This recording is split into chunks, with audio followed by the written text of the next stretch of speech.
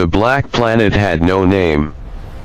From far away, it looked empty. No cities. No lights. No movement.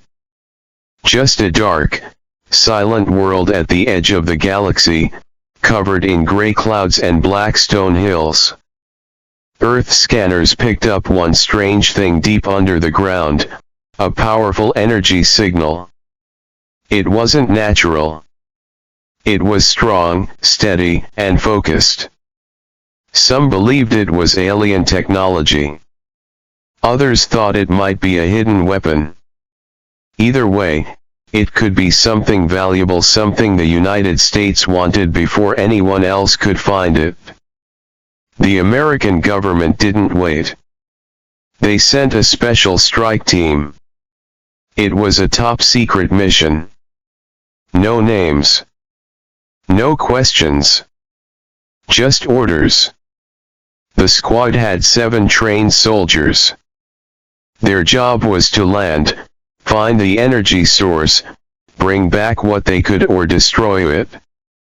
And most important, leave no trace.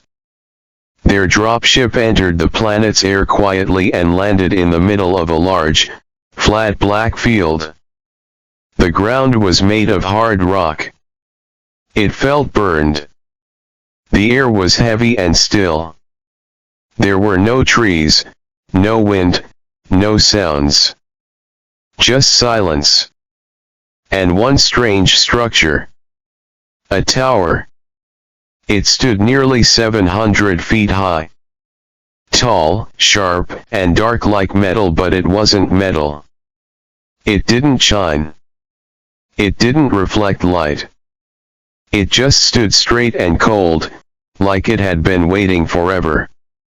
Captain Jack Reynolds stepped out first. He was the team leader. Smart, serious, and always followed orders. His boots hit the black rock with a loud crunch. It echoed through the air, too loud for a place so empty.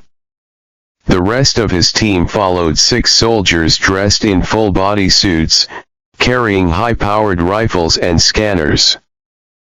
Private David Carter was the youngest on the team. Just 22. He had joined the mission because he wanted to do something big. Or maybe he just wanted to run from his past. Either way, he had never seen anything like this. As soon as he looked at the tower, he felt strange. Like the air changed. Like something heavy was pressing on his chest. "Sir," Carter said quietly. "Something's not right here." Captain Reynolds didn't turn. "Stick to the mission. Keep moving." The group walked closer. The air grew colder. There were no doors, no lights, no symbols. Just a massive black tower in the middle of nowhere. Then Sergeant Lisa Thompson spotted something near the base, a crack in the rock. It led to a set of stairs going deep underground. "Captain," she said. "We found an entrance." They moved in. The staircase was carved from the same black stone. It twisted down like a spiral. After several minutes, they reached a huge round room under the ground. On the walls, glowing shapes pulsed slowly, like a heartbeat. In the middle of the room was the energy source, a tall column of light, floating above the ground, spinning slowly. Carter stared at it. "It's alive." Reynolds raised his rifle. "Sergeant, plant the charges. We're taking this thing down." "Sir," Thompson said, stepping back. "Are you sure? This isn't a weapon." "I think it's a lock." Reynolds frowned. "A lock?" She nodded. "This whole place, it's not hiding something. It's keeping something inside." Reynolds didn't care. We follow orders. Plant the explosives. Carter didn't move. His eyes were fixed on the floating light. It felt peaceful, ancient. Like it wasn't meant to be touched. He felt something watching him. Not from outside but from inside his mind. Then, Captain Reynolds gave the signal. Boom. The charges exploded. The chamber shook. The floating light cracked and disappeared. The glowing shapes on the wall turned red. A black cloud rushed out from the broken column. It passed through them, fast and cold. For a moment, everything was still. Then Carter fell to the ground, screaming. He saw something no one else saw. A giant shadow. A creature without a face. Its wings were made of stars. Its eyes were burning fire. It didn't speak but it sent him a message. Not in words. In pain. You have awakened us. The others didn't see it. They thought Carter was having a breakdown. They dragged him out, and the team rushed back to their ship. Behind them, the tower began to fall. The cracks spread. The black stone broke apart. The entire planet began to hum, like it was alive again. They escaped just in time. Earth Command congratulated them. Mission complete. Energy source destroyed. No signs of alien life. They were told to return home. But Carter didn't speak for days. He sat in his seat, silent, eyes wide, as their ship flew back to Earth. He couldn't stop shaking. He felt it. The presence. It wasn't gone. It had followed them. 3 days later, they entered Earth's orbit. That's when things got worse.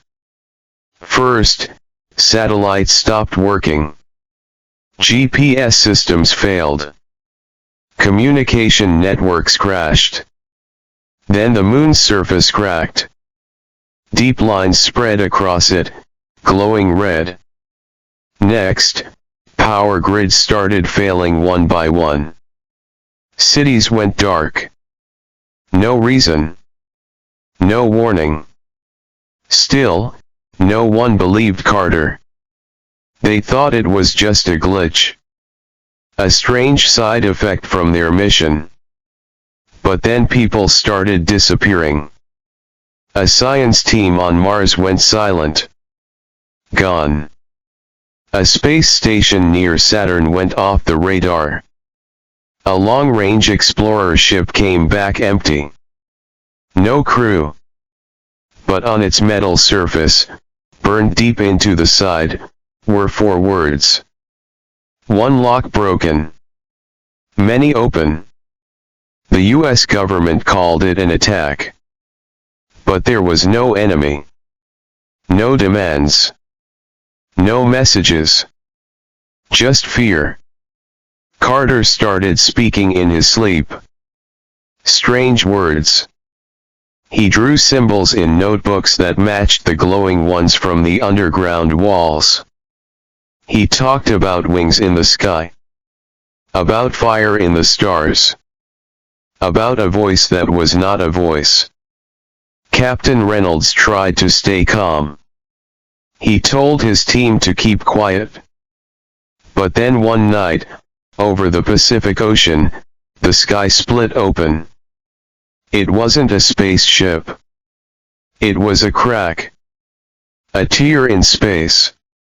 A glowing red line that grew wider every second. Something was coming through. And Carter looked up at it with tears in his eyes. He whispered, "We didn't attack a planet. We destroyed a prison." The red crack in the sky didn't close. It stayed there silent, glowing, and watching. It didn't move like a cloud or a comet. It just hung above the Earth, stretched over the Pacific Ocean like a wound in space. People saw it from everywhere. News reporters tried to explain it as a rare event, some kind of atmospheric trick.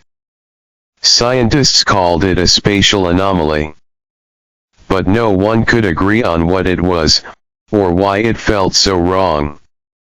Deep inside, people knew it wasn't natural. It was something else. Something alive.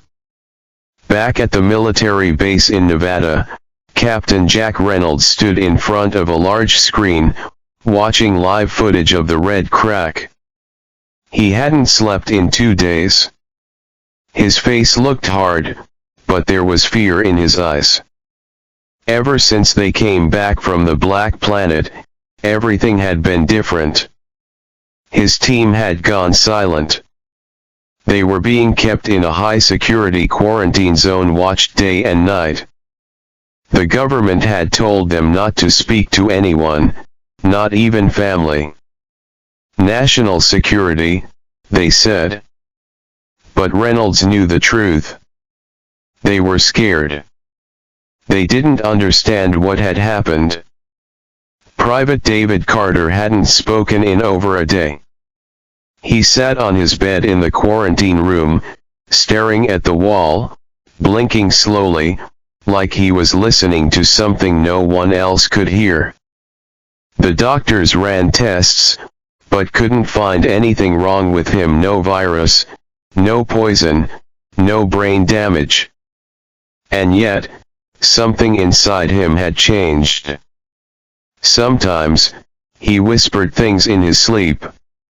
One night, he said a single sentence over and over again, "The gate is open. The gate is open." The next morning, everything started falling apart. First, a U.S. Navy base in the South Pacific lost all contact with the mainland. The last radio message was filled with static and a single word screamed by a soldier before the line went dead: shadows. Minutes later, the radar station tracking satellites above Earth showed something terrifying. One of the U.S. defense satellites had stopped moving. It wasn't destroyed. It was just gone. Like it had been pulled into the crack. Then came the Martian outpost. NASA had a small base on Mars, with 12 scientists and 2 robots. They were sending daily reports, clear and on schedule. But that day, their signal vanished.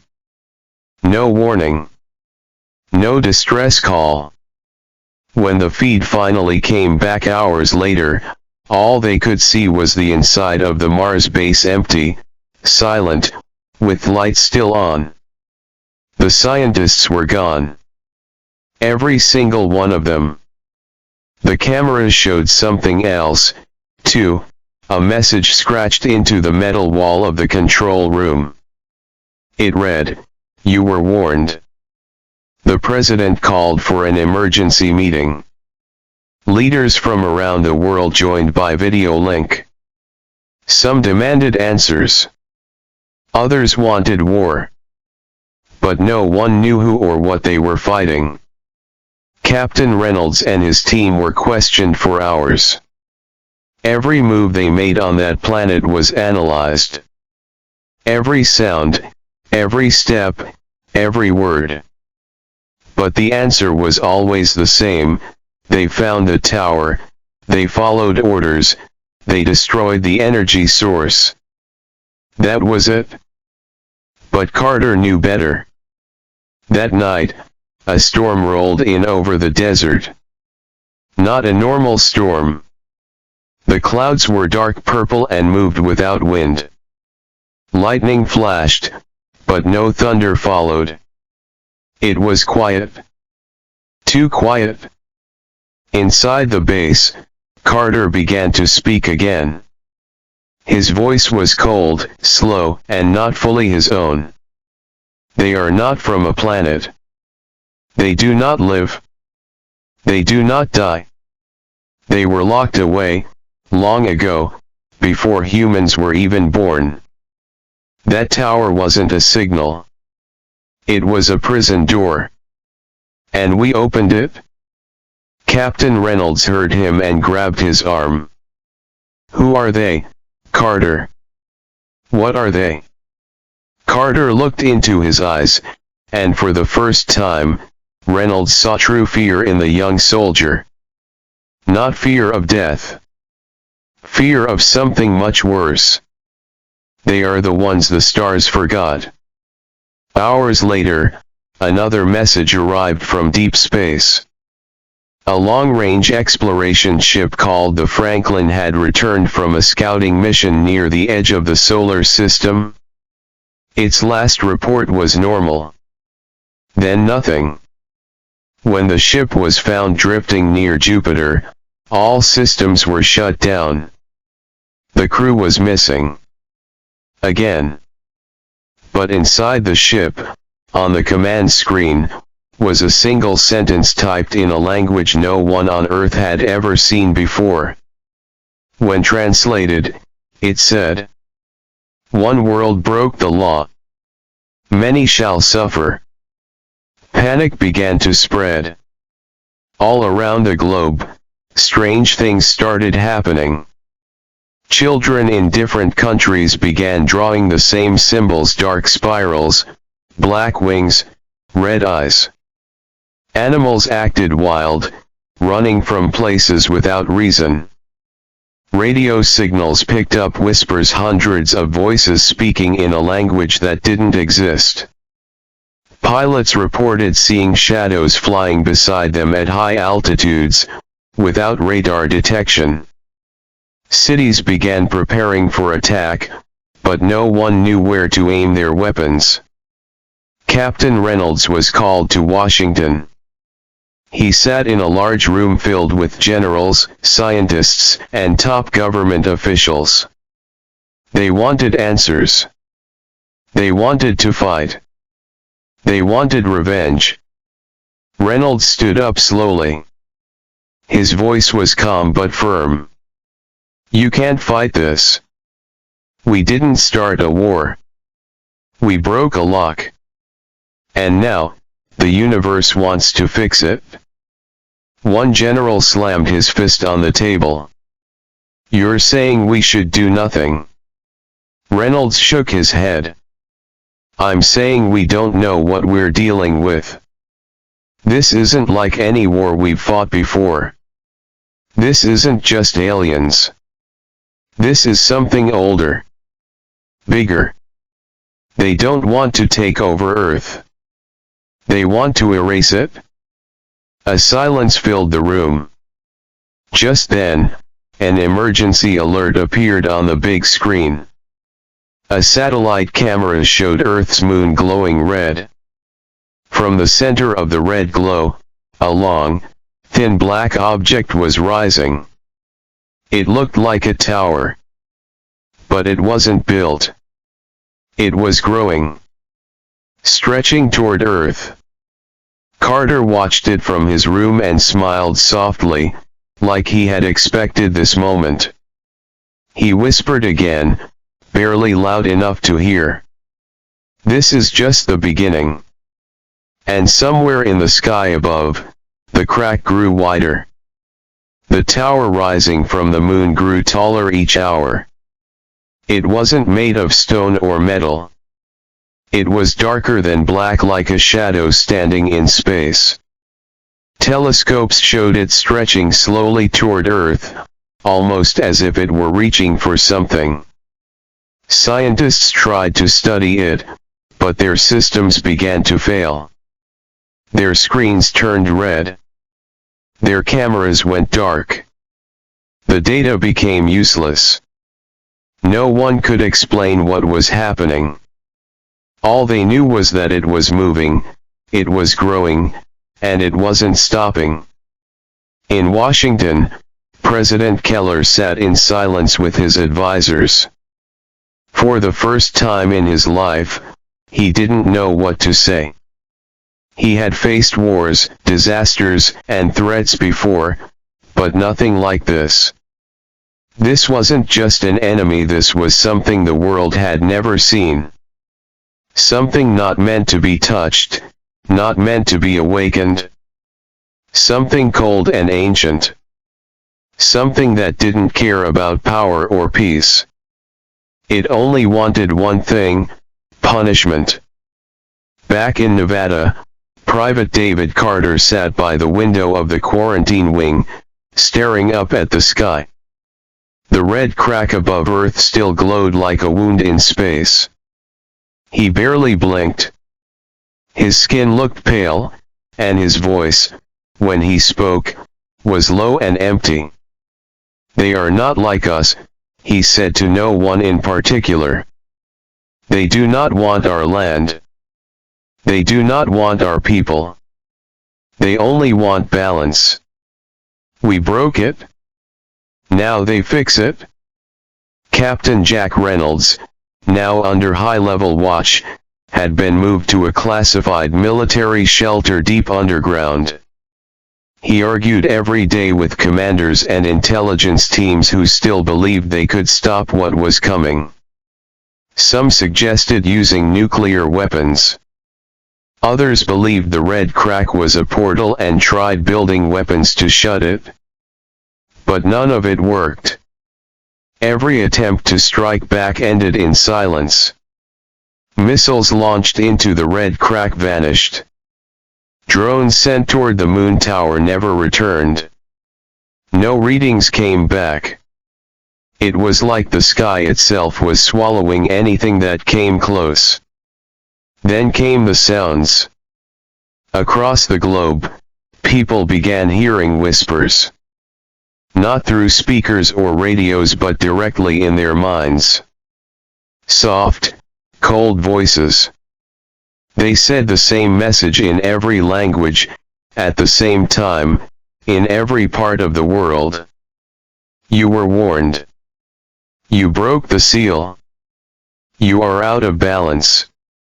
In New York City, thousands of birds flew into buildings at once. In Tokyo, the sun didn't rise for hours, even though the sky was clear. In the middle of the Sahara Desert, snow fell for exactly 3 minutes, then melted without a trace. All of it happened at once. People panicked. Churches filled. Streets emptied. Families fled to the countryside. But nowhere felt safe. Because it wasn't a war of soldiers. It was something else. Something no one could run from. Meanwhile, Carter was getting worse. He stopped eating. He didn't sleep. His body was weak, but his eyes looked like they saw something far away. Something terrifying. He kept repeating one phrase: "It's not just Earth. It's all of us. We broke the law that holds the stars in place." Scientists finally decoded part of the message left on the Mars base wall. It wasn't just a warning. It was a rule, an ancient law written in a language older than any known alien dialect. The translation was simple: when the seal is broken, the judgment returns. One must answer, or all must fall. The president called Captain Reynolds on a secure line. "Tell me the truth," he asked. "What did you see on that planet? What exactly did you do?" Reynolds closed his eyes. "We went in, found a glowing column, and destroyed it. We thought it was a power source. But now I think it was something else. A lock. A prison. We didn't kill anyone. We set something free." "What did you set free?" the president whispered. "I don't know," Reynolds said quietly. but I don't think it forgives. That same night, the moon tower stopped growing. It stood still, pointing at Earth. Then, without warning, a beam of dark red light shot from the top of the tower straight into the center of the Pacific Ocean. The light was silent. No explosion, no sound. But an hour later, a hole opened in the sea where it hit. A perfect circle, miles wide, so deep that even ocean sensors couldn't measure it. Ships nearby disappeared. Airplanes flying above lost control and crashed into the water. No survivors were found. From that hole, a strange mist began to rise. It wasn't just fog. It shimmered. It pulsed. It moved like it had a mind of its own. And then the first creatures came. They didn't look like aliens. They didn't have ships or armor. They were tall, thin shapes made of darkness and glowing red lines. Their heads were smooth and round, with no eyes. But they saw everything. They floated across the water without touching it. And wherever they passed, life stopped. Birds fell from the sky. Waves froze mid-air. No machine could track them. Nothing could hurt them. Satellite footage showed them moving slowly toward the U.S. West Coast. Los Angeles went into lockdown. Military jets flew out to meet the threat, but none returned. Not one. At the base, Carter stood suddenly and walked to the center of the room. He whispered, "The judgment has begun. They are not here to fight. They are here to erase." Everyone in the room froze. Then, for the first time in weeks, Carter looked directly into the camera and said, "Only one voice can stop them. And he's still buried." Before anyone could ask what he meant, Carter collapsed to the floor, unconscious. The government didn't know what to do. The red crack in the sky was wider than ever. The moon tower stood tall and silent. The dark shapes were coming. And the world finally realized, this wasn't a war they could win. It was a punishment they had earned. The world was holding its breath. Every hour, the red crack in the sky grew wider. The dark figures, tall, glowing, silent, kept moving across the ocean, coming closer to land. Cities along the U.S. West Coast were emptying out. Roads were jammed. Airports were shut down. People ran, but they didn't even know what they were running from. No one did. That was the worst part. These things didn't talk. They didn't fire weapons. They didn't send messages. They simply moved forward, and anything in their path, people, animals, machines, just stopped existing. Deep inside a secure military base in Utah, Captain Jack Reynolds sat alone in a dark room. He was surrounded by screens, each showing live footage from across the globe, black mist spreading, dark towers rising in random places, skies turning strange colors. But all he could think about was one question: what had they really done on that nameless planet? The answer came from the last place he expected. Dr. Hannah Grayson, a linguist who worked for NASA, had been studying the symbols drawn by Private David Carter during his strange episodes. Carter was still unconscious, his body cold, his skin pale, but his hands kept twitching like he was writing something in the air.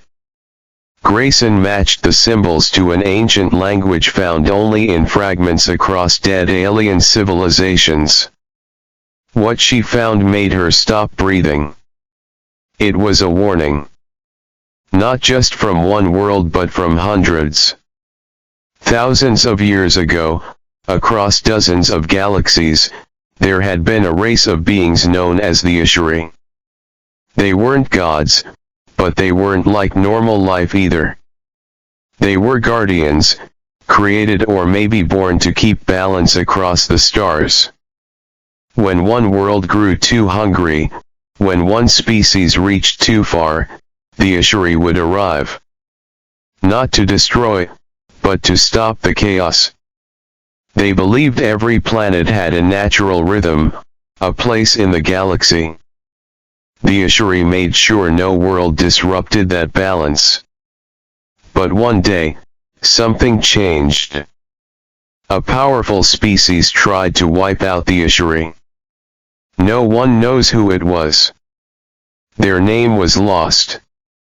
But in their final battle, the Ashuri sealed themselves inside special planets, quiet, dark, untouched. They locked away their power and fell into sleep, trusting that the galaxy would stay in balance on its own. The black planet the US soldiers attacked had been one of those places. It wasn't just a prison. It was a tomb. A sacred site, untouched for over 20,000 years. And when Reynolds and his team destroyed the light column, they didn't just wake something up, they broke the law the Ashuri had written across time. Those towers we see growing, Dr. Grayson told the president in a secure meeting, they're not weapons. They're markers. The Ashuri are rising again, one by one, across the galaxy. Not to save it. To reset it. Reynolds leaned over the table. Are you saying we started a galactic chain reaction? Yes, she said. Earth broke the seal. And now, the other species who feared the Ashuri before, they're watching us. And they don't want to be next. Just hours after that meeting, Earth received its first alien transmission in over 100 years. It wasn't from the Ashuri. It was from a coalition of other planets, distant, powerful civilizations that had stayed quiet during humanity's rise. Their message was short and cold: your world has invited judgment. We will not share your fate. That night, 3 alien ships appeared in Earth's orbit. Not to help. Not to attack. But to scan. They circled the planet slowly, recording everything: the towers, the mist, the red crack, the Ashuri forms. Then they left without a word. The message was clear: Earth was cursed. And it was now alone. Meanwhile, deep inside the base, Carter woke up. His breathing was slow. His eyes were glowing softly with red light. He sat up without help and looked at Reynolds, who had been sitting beside him for hours. They're angry, Carter whispered. But not just at us. They've been silent for too long. They don't just want revenge, they want everything back in place. Can we stop them? Reynolds asked. Carter looked down. Maybe. But not with guns. Not with war. The only voice they'll listen to is one of their own. What does that mean? There was a child, Carter said. Still alive. Still hidden. The last of the Ashuri born after the seal. He doesn't know who he is. He doesn't know the power he holds. But if we find him, maybe we can speak.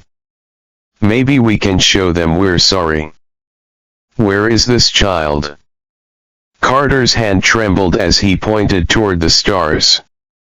Back where it started. Under the ashes of the broken tower. Reynolds stood up. His heart was pounding. Earth was collapsing.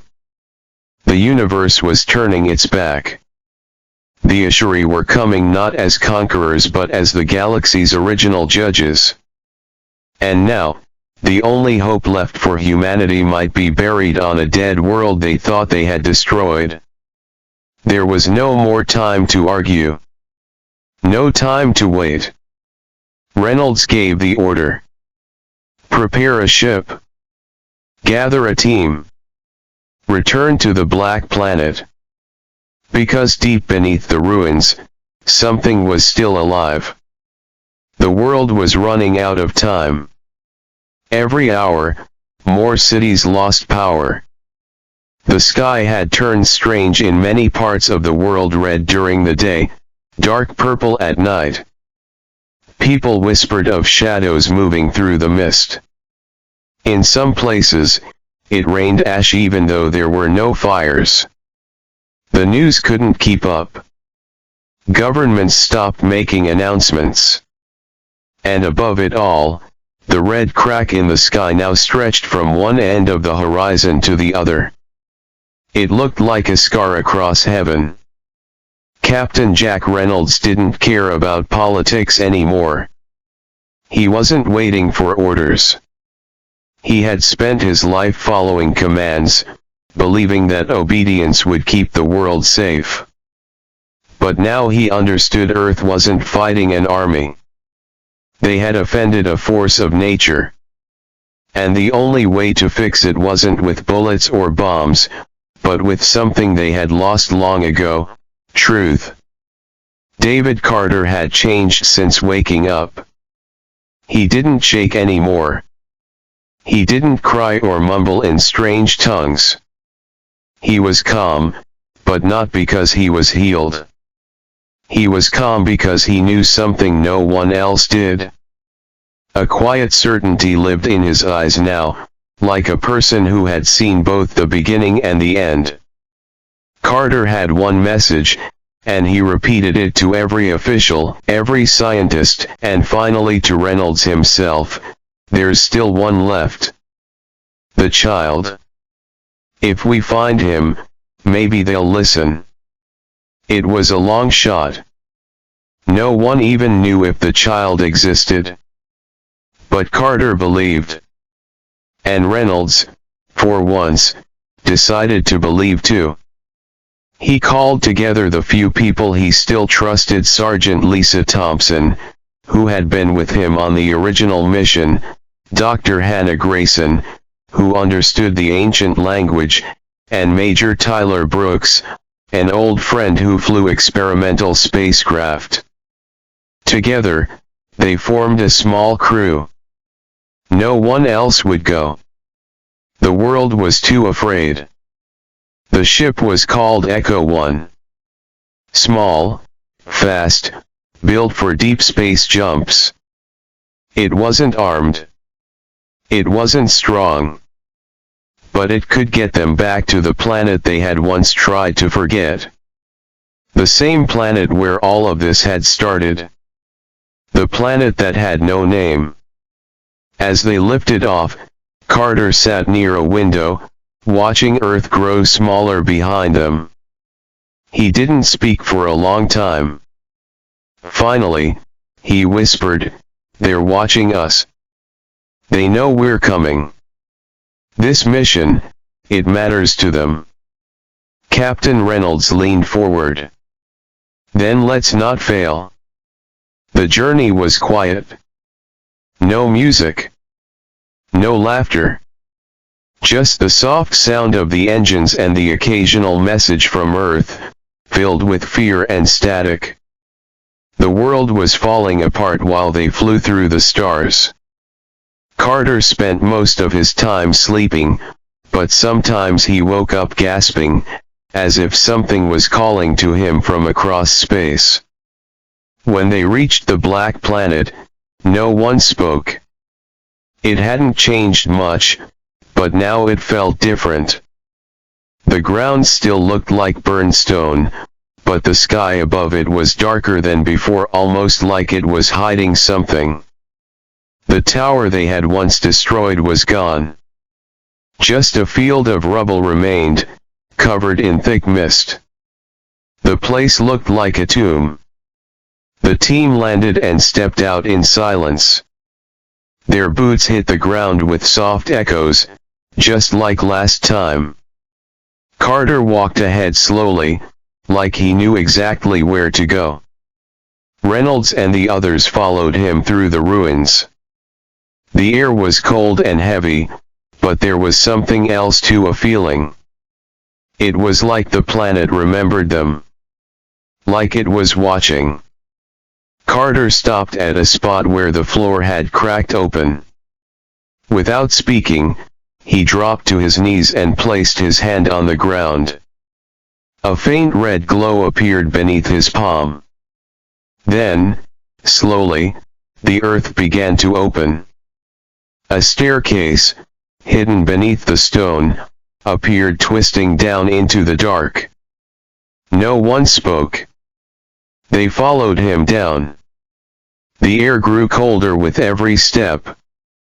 The walls were smooth, carved with the same strange symbols as before. But this time, the symbols weren't glowing. They were pulsing softly, like a heartbeat. At the bottom, they reached a massive underground chamber. At its center was a circle of stone, and inside it lay something wrapped in silver cloth, like a cocoon. Carter stepped forward and knelt beside it. His hands trembled as he pulled the cloth away. Inside was a boy. He looked no older than 10. His skin was pale blue, and his hair was pure white. His eyes were closed, and he didn't seem to breathe. But his body glowed faintly with red light just like the Ishari. Dr. Grayson gasped. "He's not human." "No," Carter said. "But he's not like them either. He was born after the fall. He doesn't remember the war. He doesn't know hate." Reynolds asked quietly, "Can he stop them?" Carter looked up. "If he wakes up, maybe." Suddenly, the chamber began to shake. Dust fell from the ceiling. The glowing symbols turned bright red. Outside, the sky above the planet flashed as if something massive had just arrived in orbit. Sergeant Thompson turned to Reynolds. "They know we found him." Carter looked down at the boy and whispered, "Wake up. Please. We don't have much time." The boy's eyes slowly opened. They were completely red. He sat up without speaking. His gaze swept across the room, then settled on Carter. They stared at each other for a long time, and then the boy raised his hand and touched Carter's forehead. In that moment, Carter collapsed. Reynolds rushed to his side, but Carter smiled as he lay on the ground. "He showed me," Carter whispered. "He's scared. But he doesn't want war. He wants peace. He wants to stop this, but he's not strong enough." "Then what do we do?" Reynolds asked. Carter looked at him with tired eyes. "We help him remember who he is." The ground shook again, harder this time. From far above, a loud, deep sound echoed through the sky. Something was coming. Not a warning. Not a message. A final step. The team gathered the boy and began moving back up the stairs. They had no plan. No idea what waited for them outside. But they had something they didn't have before. Hope. And a small voice inside Carter's mind said, "It's not too late, if we stand together." The sky over the black planet had turned blood red. The sound above them was no longer thunder. It was alive, slow, rumbling, and deep like the breathing of something ancient. As the team emerged from the underground chamber, the small Ashuri child clung to Carter's arm. He didn't speak. He didn't cry. But his wide red eyes watched everything around him, as if seeing it for the first time and remembering all at once. Captain Reynolds gripped his rifle tighter as the ground shook beneath his boots. He looked up at the sky and saw a massive shadow pass over them, larger than anything they had ever imagined. Not a ship. Not even a fleet. Something far older. A structure? A creature?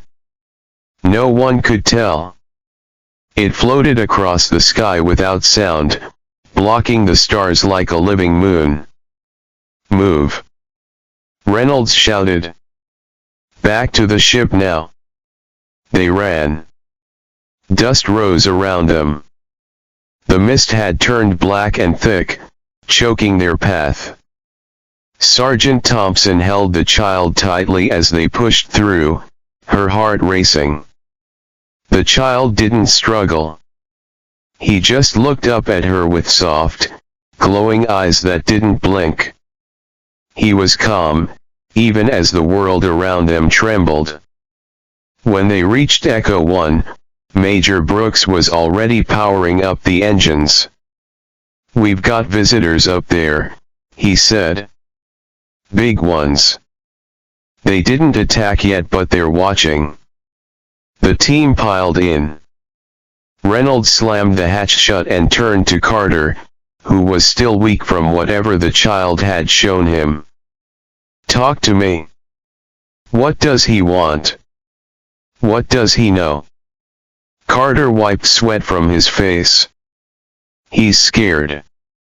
He doesn't understand why his people are gone. He knows pain, but not hate. The ones attacking Earth, they're not like him. They're old. They follow the law." "What law?" Thompson asked. Carter looked at her slowly. "The law of balance.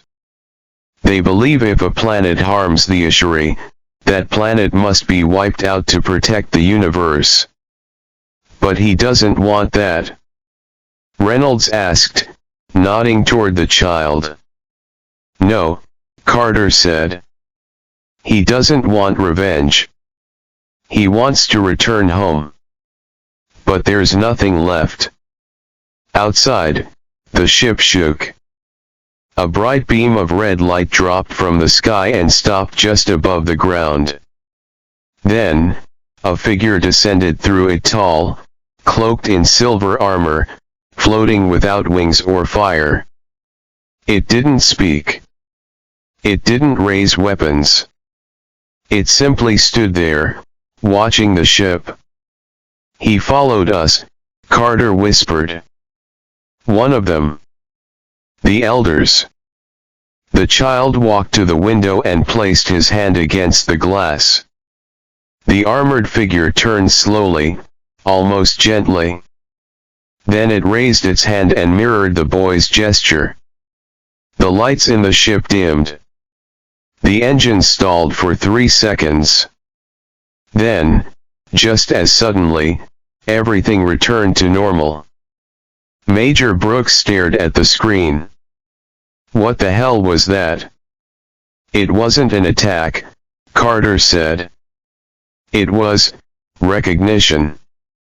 "He knows the child," Reynolds realized. Carter nodded. "He knows the bloodline. The child isn't just any Ashuri. He's royal. Maybe even the last." The red light outside disappeared. The figure vanished with it. Back in orbit, as Echo 1 lifted off and left the black planet behind, something strange happened. The other alien ships, those massive ones blocking the sky, they began to move. But not to follow. They moved aside. "They're letting us go?" Thompson asked in disbelief. Reynolds stared at the radar. No. They're escorting us. Why would they do that? Brooks whispered. Because we have him, Carter answered. And maybe, because the war they're fighting isn't with us anymore. It's with themselves. As they flew through space, the child remained silent. But one night, while the crew slept, Carter sat with him in the cockpit. Stars moved slowly outside. The child looked at Carter, then pointed toward Earth on the screen. You remember that place? Carter asked softly. The child didn't nod. He just stared.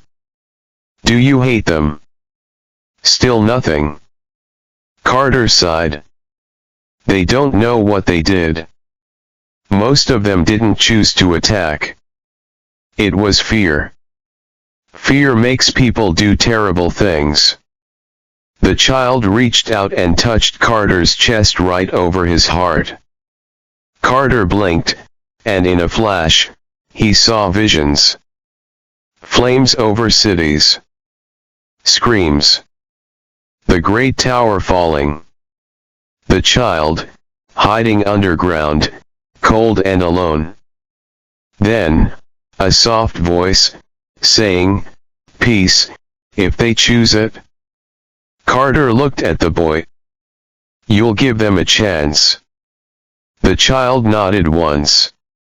In the days that followed, the alien ships continued to follow Echo 1, but they kept their distance. Carter believed they were waiting not for war, but for a decision. If Earth accepted the child, helped him return what was lost, maybe the law of punishment would end. But if they failed again, the punishment would be final. When Echo 1 returned to Earth's orbit, the world was on its knees. Oceans had boiled in places.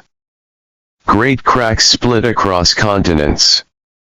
The moon itself had changed color. The crack in the sky was wider now, almost like it was ready to split open and swallow everything. And yet, when the Ishari child stepped onto Earth's soil for the first time, the red sky above him began to fade. It turned blue again. Only for a moment. But it was enough to make people look up with tears in their eyes. The blue in the sky didn't last. It came like a promise and vanished like a warning. Just minutes after the Ishari child stepped onto Earth, clouds swirled above his head like they were thinking, like they were alive. All across the world, people saw the same image in the sky, a glowing symbol, ancient and sharp, like a broken circle. No one understood it, but everyone feared it. In the White House bunker, generals and scientists studied the readings. Satellites caught images of unknown fleets arriving from deep space. These weren't the same as the Ishari ships. They were different, built from bone, crystal, fire. And they weren't here to help.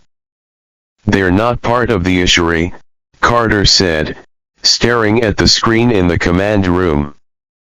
Then who are they? President Wallace asked, her voice low. Carter turned to her slowly. Other species. The ones that feared the Ishari for thousands of years. The ones who swore that if the Ishari ever woke again, they'd destroy the source. They think Earth is the source now, Reynolds said grimly. A transmission arrived. No voice. Just a message burned into every screen on the planet, in every language at once. You sheltered the air. You chose your side. The sentence is death. Panic spread fast. Some countries launched missiles at the sky. Others begged the Ishari fleet to protect them. But the Ishari ships didn't move. They were watching. Testing. The HFY child stood on the balcony of the UN emergency chamber, staring at the sky as fire rained down over Europe. Not from HFY, but from the others. 1 week passed. Cities fell. Water levels rose. Fires spread faster than any human could stop. Entire nations were cut off, blacked out. Earth's military could barely hold the orbit. In space, Carter stood aboard Echo 1 again, watching the silent war. The enemy wasn't trying to conquer, they were trying to erase. He turned to Reynolds. They won't stop. Then we need the HFY child to stop them, Reynolds said. No, Carter said. He won't choose war. Then Earth dies. They looked at the child, sitting quietly in a chair, drawing on a clear screen with glowing fingers. Lines, circles, symbols. None of them knew what it meant. Until the ship trembled again. A ripple in space. A huge flash. And suddenly silence. All the enemy ships froze in place. He did something, Brooks said. What did he just do? The child raised his hand and showed them his drawing. It was a map. A star system. A planet with a symbol on it. Not Earth. Not the HFY world. Another place. A third planet. Reynolds asked. What is it? It's where the law was written, Carter realized. The original planet where the HFY first made their vow to protect balance. And it's still alive. Back on Earth, people saw the sky shimmer. A deep sound echoed across every device, every speaker, every heart. Then a voice, not a human one, spoke just 5 words. One planet cannot judge all. The HFY had sent a warning. Not just to Earth, but to the galaxy. The fleets paused. A standoff began in orbit. Carter knew what had to happen. He took the HFY child, Reynolds, and Thompson and left on a new mission to travel to the third planet, to speak to the keepers of the law, and to beg for Earth's right to exist. But back on Earth, the people didn't trust it. Riots broke out. Some wanted the child handed over. Others wanted him to stay. Earth was tearing itself apart while the stars watched. On the journey through space, Carter felt the weight of the universe pressing down on his soul. This isn't just about one attack, he told Reynolds. This is about fear. Fear of power. Fear of losing control. And what about the child? Reynolds asked. Carter looked at the boy, asleep with soft light around him. He doesn't understand war. He only understands loneliness. Reaching the edge of the third planet's system, they saw it, a planet covered in light, with rings made of moving stone. At the center, a structure floating in space, ancient and alive. The keepers waited inside. And Earth's fate would be decided not by weapons but by truth. The third planet didn't welcome them. It didn't threaten them either. It simply existed, silent, powerful, watching. As Echo 1 floated into the great structure that orbited the glowing world, Carter felt like time had stopped. Gravity was soft, and everything shimmered like stars wrapped in glass. At the heart of the station, 5 beings stood waiting, not human, not HFY, but something in between. Their eyes burned like blue suns. Their bodies moved like smoke wrapped in metal. "We are the first balance," one of them said, though no lips moved. The Ashuri child stepped forward alone. He said nothing. He only knelt. "You are last of the line," the being said. "You have been touched by war. What do you seek?" The child looked at Carter. Carter nodded gently. "He seeks peace," Carter said. "But your law says our planet must be punished." We didn't know what we were doing. It was fear, not hate. One of the beings walked forward, its voice low. "And now that you know, what do you choose?" Carter stood quietly. His heart pounded. "We choose to protect life even if it's not ours. We choose him." He placed a hand on the boy's shoulder. "We won't let him be alone again." The beings paused. Then one pointed toward the stars behind them. A map appeared in space. Dozens of red lights flickered, worlds destroyed by the same mistake. Others said the same, the being whispered. They chose peace until it became inconvenient. Reynolds stepped up. "Then give us a test. One we can't fake. Let the galaxy watch. Let the child decide." The beings turned to the Ashuri child. "You are the last. You carry the memory. Speak now. Shall Earth be erased, or reborn?" The boy looked down. A single tear fell from his eye.